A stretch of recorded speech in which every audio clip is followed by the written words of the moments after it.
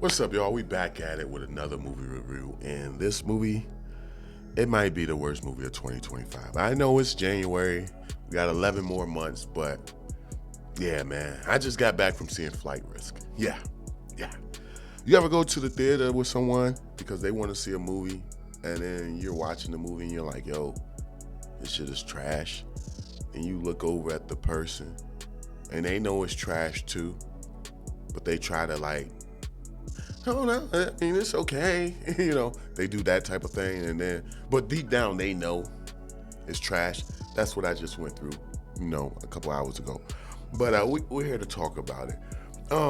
This movie was directed by Mel Gibson, and when I think of Mel Gibson and his direction with movies he directed, for the most part, the three past movies he did was pretty good. I can't think of the movie of one of them. I can't think of the name of one of them. But Apocalyptic was a movie he directed. I love that movie. Braveheart is a classic. Give me death or give me freedom. Braveheart was that movie. But Apocalyptic, I would say, probably was my favorite out of those two. The third one was I can't remember what the name of that movie was. Third one, I only seen like half of it, but from what I've seen, it was pretty good. And then we got this new movie that Mel Gibson is directing, Flight Risk. It's starring Mark Wahlberg, which is the main reason I wanted to see it. I don't know, he hasn't made too many movies that I disliked in my opinion, throughout my life. As far as the movies he made, all of them was pretty good. We got Michelle Dockery, she's in it as well. Topher Grace, huge fan of him from That 70s Show, despite, everything that went on with the rest of the cast. I always thought he was a cool dude, so I was excited to see this movie.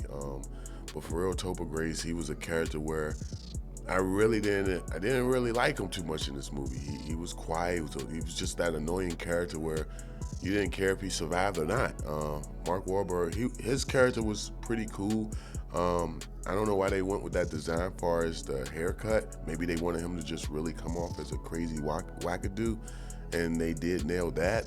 But some of the jokes he was doing, he was cracking jokes to try to intimidate the girl.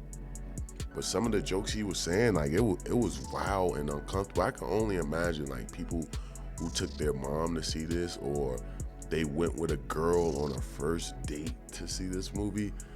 I know that was awkward because he talks about a lot of graping, if you know what I mean, you know what I mean. He talks about doing that to the lady, the star in this movie, quite a bit, and a lot. And when I say a lot, I mean a lot. So that right there was just very uncomfortable. Luckily, I knew the person I was with, but I could only imagine, a first date, you go watch something like this. You guys ain't doing nothing afterwards, because she's going to straightly be just in a bad mood. She's gonna be feeling like, yo, why did he bring me to see this? Especially if it's the guy idea to see it. So yeah, that was awkward. Just some of the jokes in general. And then in this situation where, Mark character was supposed to be an assassin pretending to be a pilot, which he does know how to fly a plane. You have it where the lady is pretty much getting instructions by someone by a pilot on how to land the plane and get to their destination.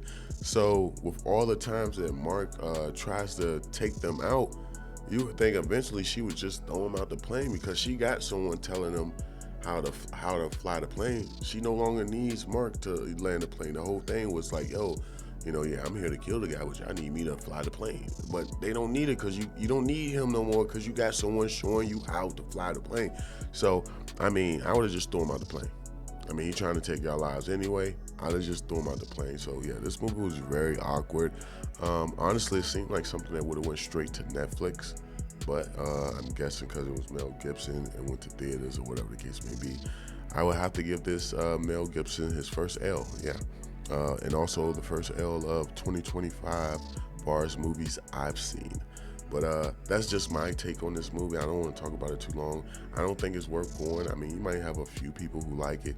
It does kind of give me I guess movies you would see in the 90s, but I felt like that's what they were going for, but they didn't quite stick the landing.